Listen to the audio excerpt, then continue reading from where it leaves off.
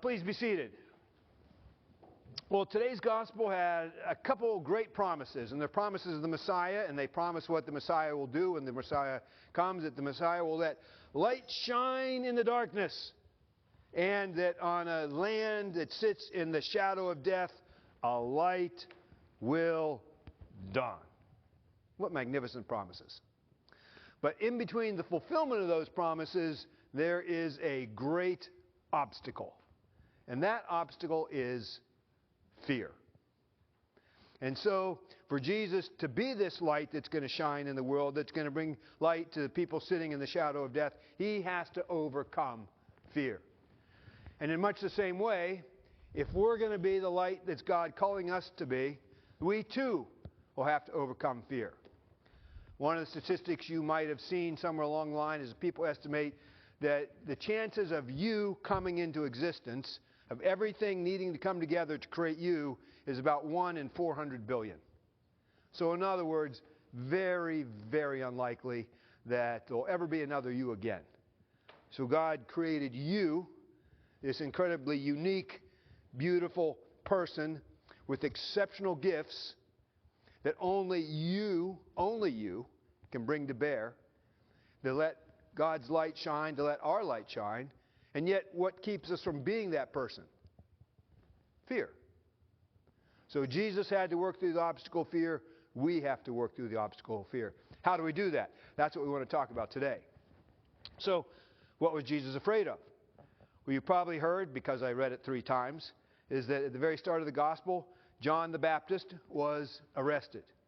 John was not just a historical figure to Jesus. He was Jesus' mentor. He was Jesus' cousin and friend. He was Jesus' inspiration. Heck, he was Jesus' hype man. And if you don't know what a hype man is, ask Avery afterwards. She'll tell you, right? She'll tell you what a hype man is. She'll be your hype man. That's exactly right. So there you go. So the loss is a huge loss for Jesus personally. But also, because John is doing what Jesus is going to do, he sees that the climate's growing hostile. And he also sees that when John's thrown in prison, he can see the writing on the wall of what's going to happen to him. And in those days and age, when a person was thrown into prison, they didn't go into prison and the liar comes down and pays bail and you get out the next day. When you were put into prison, you weren't coming out. And the great likelihood was your life in the not too distant future was coming to an end. And so Jesus, was Jesus afraid? We think, well, Jesus was God, Jesus was perfect, maybe he never knew fear. Well, no, fear is a human emotion. Part of being fully human, part of what it means to be human, is to feel fear. What is fear? Well, fear is when we perceive a threat, when we perceive something that's dangerous to us, and we feel that unpleasant feeling that we're being threatened. That's fear. Again, that's a normal human response, and it's calling our attention to something that needs our attention. What matters is what we do with that fear, right? What matters is the next step. Do we capitulate to it and let it shrink us down and run our life?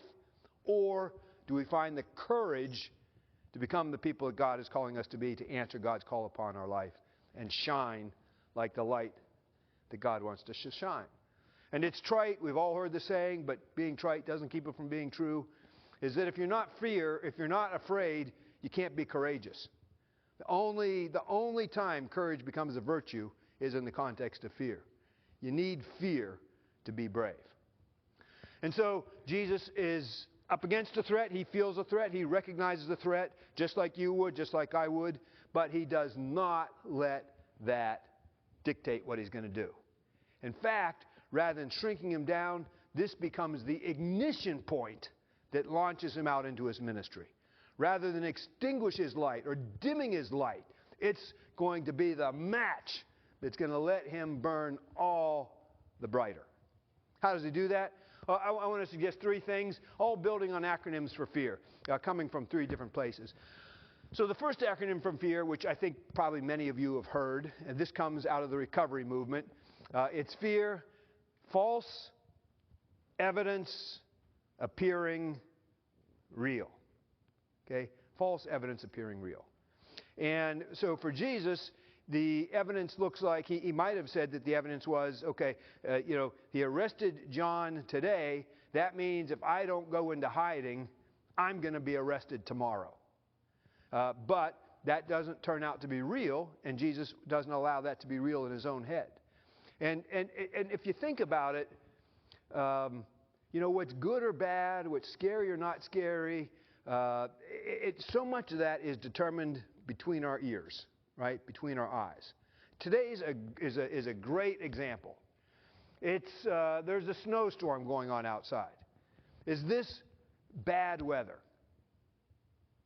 Well, no, it's just weather. I mean, weather just happens like things in life. I mean, life happens. That's what life does. This just happens. This is neutral.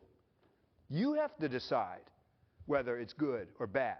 If you listen to the news, you saw the headlines, it's catastrophic, right? And so that makes the world a really, really scary place if this is a catastrophic event. So if you're letting other people tell you what's going on behind you, what should be going on behind you, it's going to make the world a terrifying place. And if you listen to the news, it's going to make the world a really terrifying place. But you know what? To me, this day is glorious. I mean, this is just, I would rather it stayed all snow than turn to ice. But I love this. This is glorious weather. It doesn't get any better than this. Now, I know there are people who hate snow. And that's what makes the world such an interesting place, is that, we have people are different. That's a beautiful thing. But the point is, this is neutral. You assign the value to it up here. And so much of what in our life seems fearful, it's just an event. And you decide the power that it's going to have. And so in our life, if our life is 49% fear, that's a lot of fear. But guess what? You only need 51%, 2% more bravery to act. Not a big difference. There's always fear. There's always courage inside each and every one of us. They're always battling. They always have different outcomes, this way or this way. Take us in different directions. One shrinks us down and makes us more afraid. One expands our heart and makes us more capable and able to deal with life. And that battle goes on up here. Right? False evidence appearing real. Jesus doesn't fall for that. And so he's able to do what he needs to do. The next one comes from a guy by the name of Tony Blauer. Tony Blauer is a super interesting guy. I regret that he has not written a book. I wish he would write a book. But you can find him. He's written a couple things. He's super big in the self-defense world. And has a lot of great stuff to say. And so he talks about fear as false expectations appearing real. And that's different than evidence. We look at an event and we expect that on the basis of this event, if I do X, then Y will happen. If X, then Y, right? Jesus, if I do this, what God's calling me to do, then Y. I'm going to be thrown in prison and I'm going to rot there for the next 2 years and I'll never be able to engage in my ministry and everybody will abandon me and, I'll just be a complete and total failure. That's, if the expectation is if I do this, then this will happen, then I'm not going to do this. But X equals Y might also be untrue. It might also be false. And so it turns out that Jesus is able to engage in this incredible ministry day out and day in and day out for 3 whole years, right? And so he doesn't fall prey to this false expectation that's appearing real. And so what Tony Blauer says is we always have two movies playing in our heads, and I love this. I mean, if you're a drama person and you think about creating a movie, think about creating a video, the one video that we create in our mind, and we all have reels playing in our mind, is what if, the what if reel. If I do this, and this cascade of terrifying events, right? But then there's a different reel that we can play. What next? Given the reality of this event, what do I need to do next? What's the one step that I need to do next? What's the next tiny little thing that's a step forward? And so for Jesus, I mean, he looks at this. He looks at the reality of it. Yes, Herod is a threat to him. But God ultimately is in control, and he trusts God and has faith in God. And so what's the next step that he can do? Well, it's a tiny little thing. He takes a walk on the beach. I mean, kind of incredible if you really think about it. And it doesn't seem like much. But on that walk on the beach is where he calls his first disciples, and all of a sudden, things take off from there. So it's not finding the great big thing. It's just finding the tiny little thing that we can actually do and then do it. And we do that, that builds confidence, that builds capacity, and that helps us to be able to do the next thing. It comes from playing the what next reel, the what next movie, writing the what next script in our mind rather than the what if script. Entirely different things. And then the last one comes from a guy by the name of Zig Ziglar. Do you remember Zig Ziglar? I don't know, what was he, 40 years ago? Long time ago. And I never paid too much attention to him, I just liked his name. But there was one thing that he said that has stuck with me all those years. And again, he did something with fear. He said, fear could be, forget everything and run, right? Which Jesus could have done. In the face of a very real threat, he could have forgot everything he knew. He could have forgot God's faithfulness in the past. He could have forgotten his own abilities and capacities which he developed. He could have forgotten about the people around him to support him. And he could have turned tail and run. But Zig Ziglar said there's another possibility, and it's face everything and rise. And that's what Jesus does. He faces what's before him realistically, and by God's grace, with God's help, he rises above it. I just absolutely love that. And so, we come to this point, and this happens to everyone. We come to this point where we feel a fear, and for most of us, it's in all kinds of contexts, but one is going to be, we understand that in some way, shape, or form, God is calling us to do something, to be a light in some important way. And the question is, are we going to flinch, right? And then when we flinch, abort, or are we going to commit? And to move through fear, that's what it requires, is this willingness to commit. To say, I, by God's grace, with God's help, here I stand. This is what I'm going to do. And that's what Jesus does. When Jesus withdraws, he's not retreating. It's not out of cowardice. This is a strategic move to find the place where he can plant his feet and launch. And nobody and nothing is going to be able to dissuade him. And so we all come to this point where we feel fear, natural enough, and we have this choice. Are we going to flinch and then abort, which is going to freeze us in place and shrink us down and diminish our lives and diminish us and diminish everybody around us? Or are we going to commit, be all in? The way we like to say it at St. Matthew's is get everything we have and then some. Just like today. All the people who gave it everything they had this morning and then some. Andre and Daniel out shoveling the community, the sidewalk, so that when people do go to school in a month or so, that they'll be able to walk down the paths, and that people walking the dogs, already people walking the dogs, walk the dogs. Every one of our youth interns is here today. I wish you could see that. Come up here for a second. Just come. Yeah, come on. Look at this. This inspires me. Yeah. So that's a beautiful thing. So thank you. Thanks for teaching me and inspiring me. I'm grateful. Okay, and thanks for coming up. What a bold thing to do. And as they go back, I'll tell you what Avery said to me. And again, I'm going to write this in my journal because I never want to forget this. I shook Avery's hand. Avery's got a great handshake. And she said, I would tell you that there is no excuse not to be here. And so I just got to be here. She said, but the truth is, I just love it here. I thought, now that's awesome. That's what it's about, is letting love overcome fear. Now that said, I'm not casting shade on anybody who chooses to stay home. We're happy that, if you're not comfortable coming, the roads are getting worse and so on and so forth. You made a good decision. We're not questioning that in any way, shape, or form. But it's a great example of when you love something, how commitment overcomes fear. And boy, what a blessing that is. Let me give you two quick examples of that, because it's snowing, and where else are you going to go today? And then we're done. The first is Josh. And I think we all know Josh, but if you don't know, Josh is going to be our next assistant. And so Josh, we were texting early this morning about whether or not he'd come in. And I could tell Josh really wanted to come in. A, he's got a Subaru, And if you have a four-wheel drive, this is why we get four-wheel drives, right? I mean, and we hardly ever get an opportunity to do it. I know Aaron was just drooling to drive in this morning, and I was too, frankly. So, and Josh said, yeah, he said, seeing all this snow, it takes me back to when my adventures in the high Sierras, and you could just, I could feel that with him, that way of thinking about oneself as an adventurer who eats danger for lunch and goes out in the wilderness in the midst of the snow. And that looks brave. I mean, that looks brave. But the alternative is he has two daughters and a very pregnant wife who is due to deliver in just about a month, right? And so, at this point, anything can happen.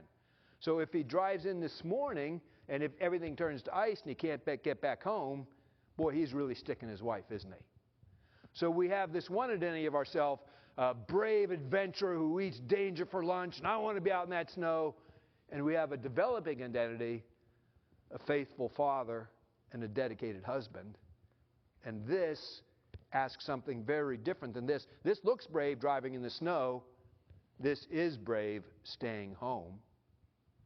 And those are sometimes the bravest decisions of all, to remake, redo our identity in faithfulness to what God is calling us to do, as opposed to who we've always perceived ourselves to be. So well done, Josh.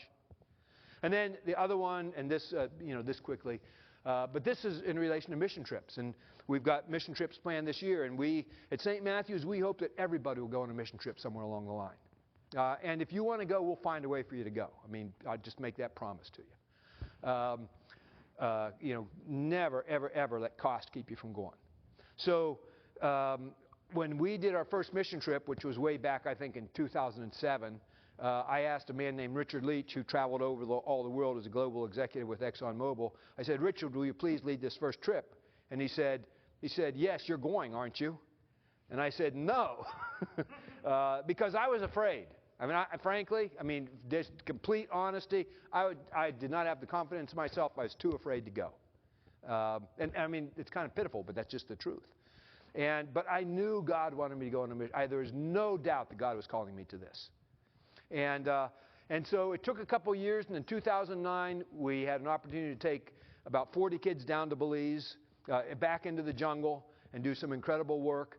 And I knew the time came to go, and I was so scared. But I went, and it ended up being this most magnificent trip sort of an unbelievable trip. A great time with my daughters. It opened up vista. And at the end, I was reflecting, why did I go? It was because the best things are always on the other side of fear. And whereas when I didn't go, my heart was shrinking down. When I faced the fear and worked through it, it opened new vistas in my heart. So I saw things never I thought was imaginable. And then, building on that, God called us to go to Haiti, which was like right after the earthquake. And you remember, after the earthquake, Haiti was just a total mess. The infrastructure was gone. It was, rivers of trash flowing down the street. People submachine. It was a crazy place. But there was a heck of a team that went on that trip. And again, I just knew I had to go. And at the end of that trip, I figured out a way to get on the roof of the facility that we were staying. And so before anybody else would get up, I would go out on the roof, and it was in August, and I forget if it's a Geminids or what the meteor shower was, but I was up there watching that meteor shower. And I tell you, most things in my life I have some doubt about, right? I'm not certain 100%.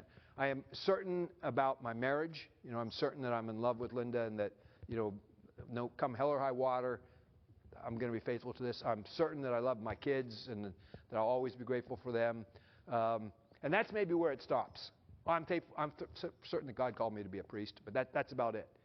But I'll tell you, standing on that roof and that mission trip, and having been through one of the hardest weeks of my life, and it was so hard, I knew down to the depths of my bones that I had done exactly what God had wanted me to do, and that I was exactly where God wanted me to be, and there was no doubt about that whatsoever. And to the day I die, that'll be one of the top 5 things in my life of which I'm proud.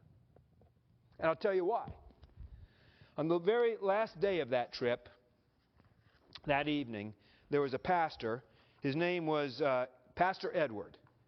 And he pulled us all together in a circle, And this is what he said. And right when we were done, I ran straight back to my room so I could write this down.